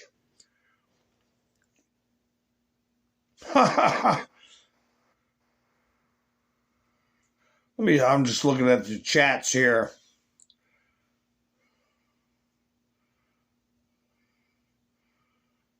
Hi, Roland. Yeah, Trump put out a big warning to the meat packers, the ones who pack. The Chinese companies own the meat packing companies. China's not doing themselves any favors. Got this woman going on trial for ripping off New York, and in here you got Chinese official threatens to behead Japanese prime minister. That's the one that met with Trump just a week or so ago. A Chinese official, this is Telegraph again, threatened to behead the Japanese prime minister after she suggested Japan could become involved in a war over Taiwan. So, yeah, that's pretty rough stuff. It looked like Trump got along with it pretty good, so China better watch it. China better watch it.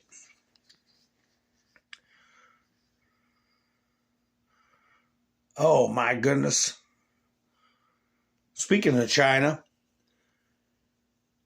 so the Chinese leader is also not going to the G20 in South Africa, as Putin and Trump did earlier. They said they weren't going either.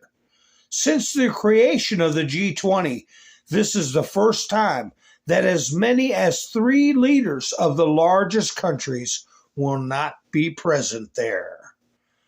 Showing some cracks. I wonder if the Brexit crowd, I don't know. Let's see, what's this about? Oh, this might be about Fetterman. This might be the video I had about Fetterman. Let me see. News for you from Senator Fetterman's team. During an early walk, he sustained a fall near his home. Out of an abundance of caution, he was transported to a hospital.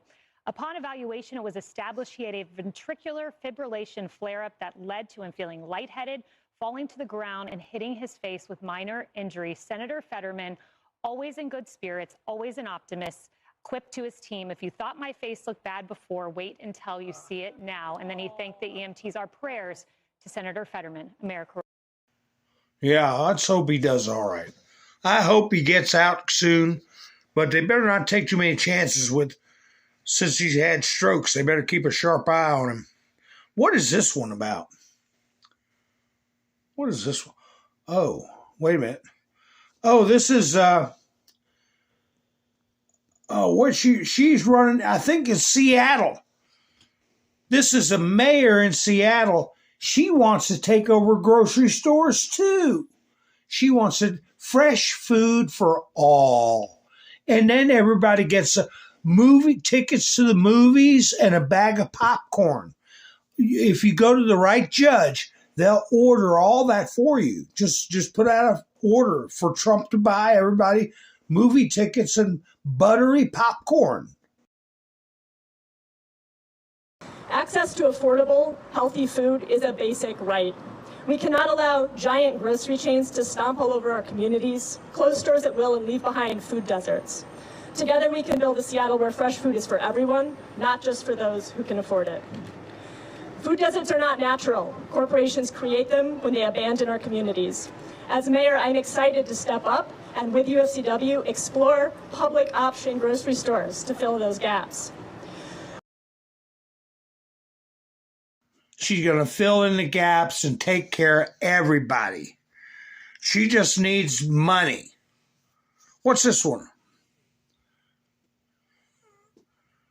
I don't know who this guy is. Boise police say the young girl. Oh. Let me tell you who the so-called suspect is at the end. They're not complete in their report. Girl hit by a car in the North End this evening has died from her injuries. Around 4:42 this evening, police were called to a crash at the intersection of North Harrison Boulevard and West Ada Street. Police say the girl was rushed to a local hospital. As I said, though, she didn't make it. Her identity has not yet been released. An early investigation shows the driver of a pickup truck was traveling west on Ada Street and did stop at a stop sign at Harrison Boulevard. The young girl, also traveling west on Ada Street, entered the intersection as a driver, then tried to turn right and head north on Harrison Boulevard. Ran down a kid. The kid passed away, and it was an illegal immigrant. Somebody gave him a driver's license. Oh, look who it is. I'm going to wait to play this one. I might get in trouble for that one today. I'm going to wait on that. Let me see what Dan Scavino, Secretary of War Pete Hegseth and White House Deputy Chief of Staff Dan Scavino hosted an all-in call at the Pentagon. He posted that today. I like putting up Dan Scavino's posts. And this was the same day that Hegseth changed the brass sign out front from Department of Defense to Department of War. So you got there we go. North Carolina DMV caught registering non-citizens to vote. According to allegations and evidence presented by U.S. Attorney Russ Ferguson, the Democrat-controlled North Carolina Department of Motor Vehicles has been found to be registering non-citizens to vote. Not just giving them driver's licenses, but registering them to vote. Let's see who gets charged from that. Just in, Democrat representatives suffer major legal blow, will face prosecution. A federal judge on Thursday refused to throw out an assault charge. Is this the woman who was belly bucking? The lady in red that was belly bucking? Refused to throw charges against New Jersey Representative LaMonica McIver. I think it is. The freshman Democrat accused of roughing up federal agents during a raucous protest outside an immigration facility. I believe that is. So she's getting charged. Let's hope they don't cave on that. We'll see what kind of jury games they play. Manipulation. Just in. Oh. Let's see if this person has any Antifa ties. Excuse me. Causing a disruption on an aircraft is a federal offense.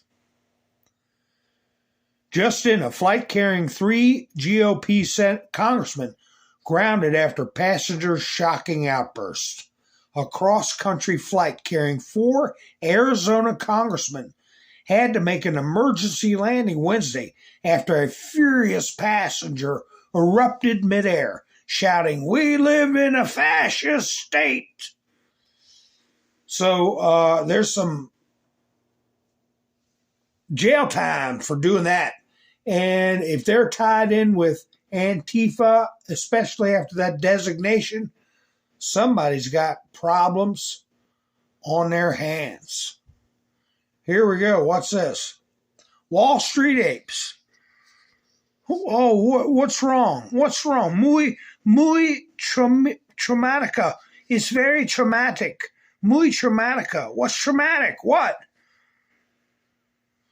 Illegal migrant came to America illegally through Texas and was sent to New York. She got to stay in a free hotel for 4 months and then is given new free housing and free food. She says she's traumatized by the move into free housing with free food. I don't know what the hell they're doing. What's she talking about? You out of your damn mind? Whoa. I gotta get myself plugged in. My. Muy traumatica. Oh, good. I didn't get knocked off. Here we go. I was saying, how many times do you see reports like this? Ballot bombshell. 2 boxes filled with uncounted ballots found in Phoenix, Arizona.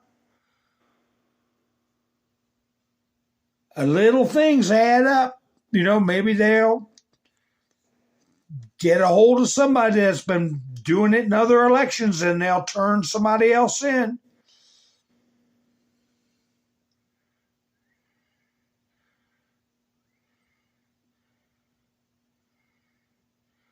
So anyway, folks, I want to play a video for you. Let's see. Oh, we've been up for a while. Hi, Randy.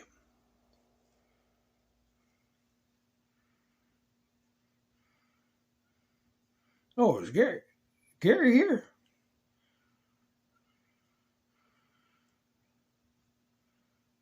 Oh, you meant Gray. Okay. All right, folks. I want to play this video for y'all, and I hope you enjoy it. And I want to thank you for spending your precious time with me. Don't forget to hit the like button, and if you're not subscribed, why not? If you subscribe, hit the notification bell, and you'll know when I go live. But again, as I always say, thank you for spending your precious time with me. I have a video on the screen. You can't see it, but you will when I hit the button. I hope you do enjoy it, and you all have a great night. I'll be seeing you soon. This is Mountain Man, over and out. The mayor that has taken over New York City is a Muslim that's going to take down the city that never sleeps, the city of life's dreams, this city that our ancestors brought forth in prosperity and greatness and liberty. This city will turn into a forbidden place of darkness. The blood, sweat, and tears that the city of New York was built on will turn into a virtual refugee shelter for the radical Muslim ideology. This is now the most dangerous time for our citizens of New York. This mayor will destroy this city. We are obligated to demand our rights for our private sanctuary, our businesses, our property that we all have worked so hard for. And this 35-year-old mayor has no right dictating the rules of socialism for a city built on our highest principles with brick and stone by hardworking Americans. This must be stopped, and his mayoralty should be terminated immediately. You, the people of the greatest city, New York, are in danger of losing your city to this communist fool. We, the people, must stand for the greatest nation's purpose, the honor of our flag, the red, white, and blue, and for which it stands, one nation under God, and liberty and justice for all. This country, the United States of America, is the land of our greatest achievement, the American dream.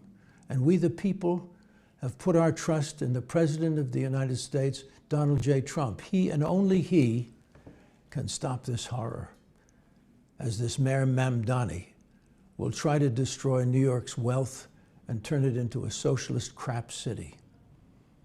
Let this be a warning to the people. And may God bless. May God bless.